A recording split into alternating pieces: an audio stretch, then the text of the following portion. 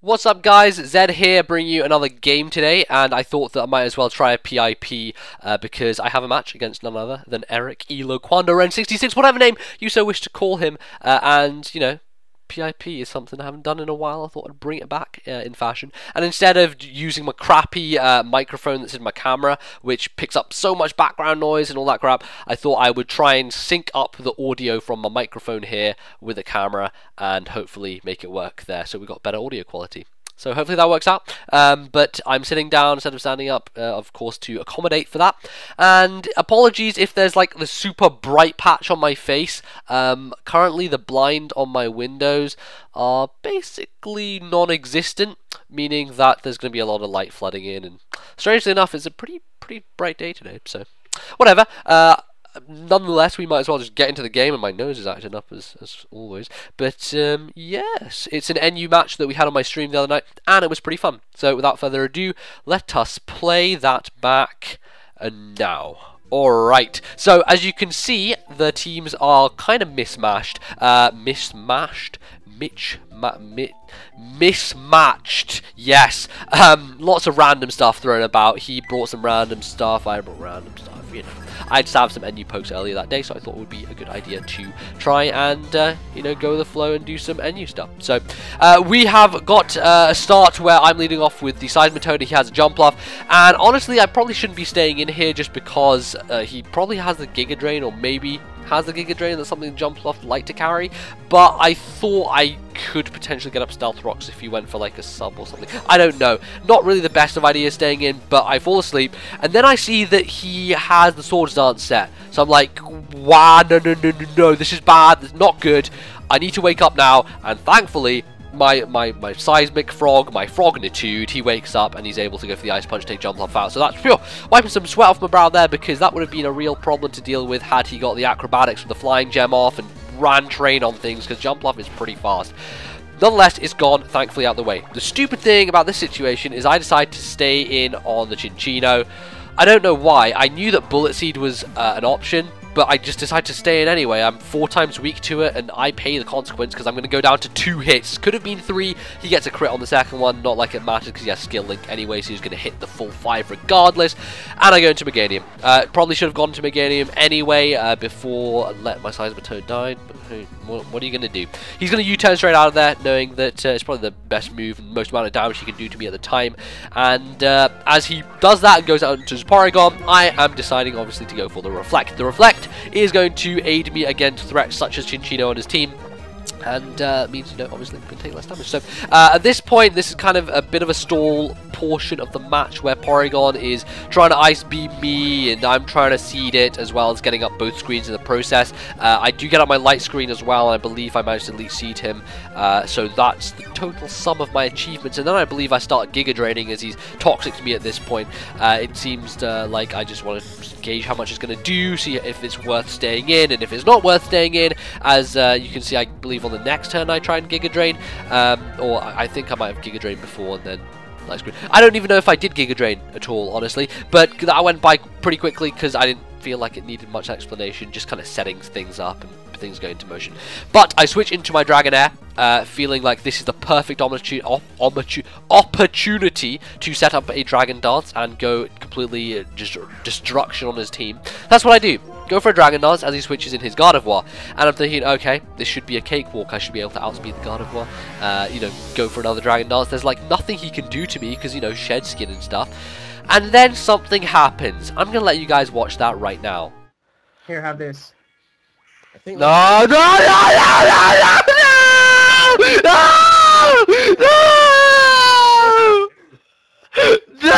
you motherfucker! Wow. You motherfucker! Let me guess, what's the Dragon there? Yep. Specs? Really?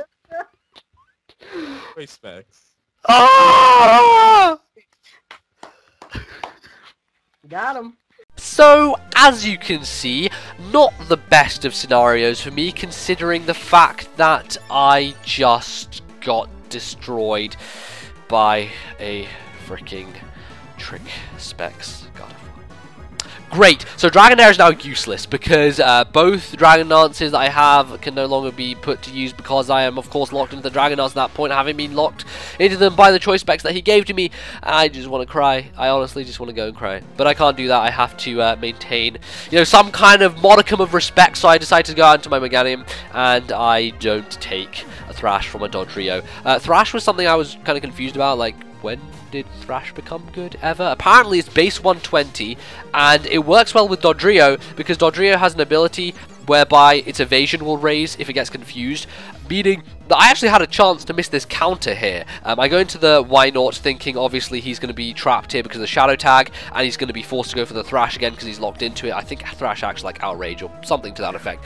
But I live it, counter him, I don't miss because of his weird ability. I don't even know what ability it is, I'm going to have to check it out later. But not going to live a U-turn from the Chinchino, so he's going to be able to take my why not out. And things are getting down to the wire here. I'm thinking, okay, I still have a Scarf Rampados, so I can use that against the Chinchino, and I'm not sure if it's going to be faster or not, so things may come down to the line here, dependent on specifics. It just depends. Depends on dependence of the game.